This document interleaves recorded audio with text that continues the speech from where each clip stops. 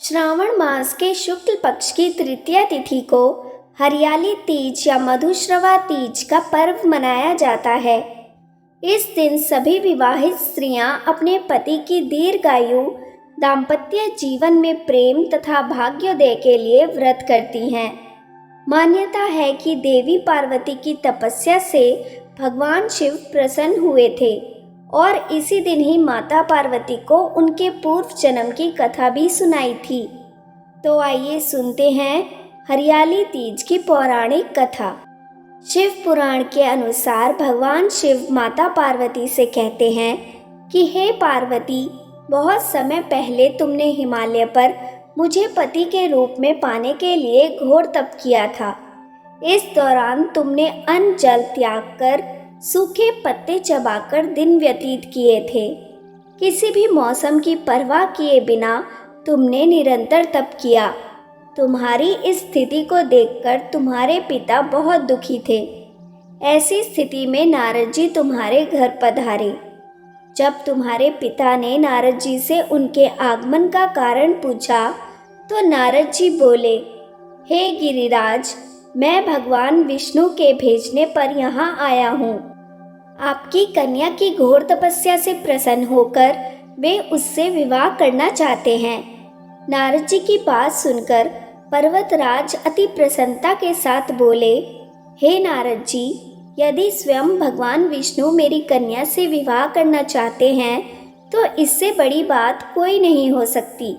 मैं इस विवाह के लिए तैयार हूँ। फिर शिवजी पार्वती जी से कहते हैं, तुम्हारे पिता की स्वीकृति पाकर नारद जी विष्णु जी के पास गए और यह शुभ समाचार सुनाया।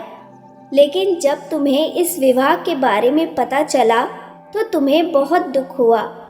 तुम मुझे यानी कैलाशपति शिव को मन ही मन अपना पति मान चुकी थी। तुमने अपने व्याकुल मन की बात अपनी सखी को बताई।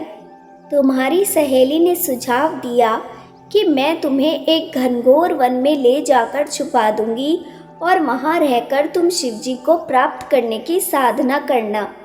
इसके बाद तुम्हारे पिता तुम्हें घर में ना पाकर बड़े चिंतित और दुखी हुए।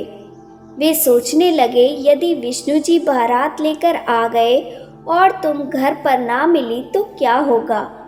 उन्होंने तुम्हारी खोज में धरती पाताल एक करवा दिए, लेकिन तुम फिर भी ना मिली। तुम वन में एक गुफा के भीतर मेरी आराधना में लीन थी। श्रावण शुक्ल तृतीया को तुमने रेत से एक शिवलिंग का निर्माण कर मेरी आराधना की, जिससे प्रसन्न होकर मैंने तुम्हारी मनोकामना पूर्ण की।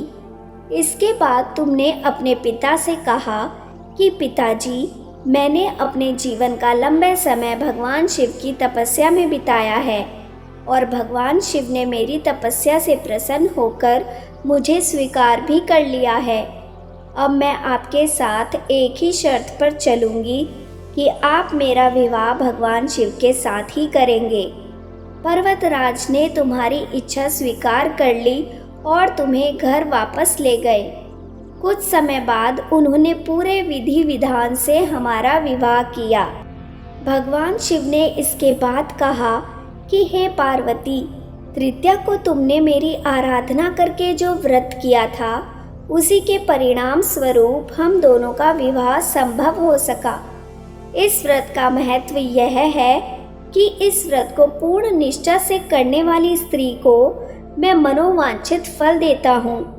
भगवान शिव ने पार्वती जी से कहा कि इस व्रत को जो भी स्त्री पूर्ण श्रद्धा से करेगी, उसे तुम्हारी तरह अचल सुहाग प्राप्त होगा।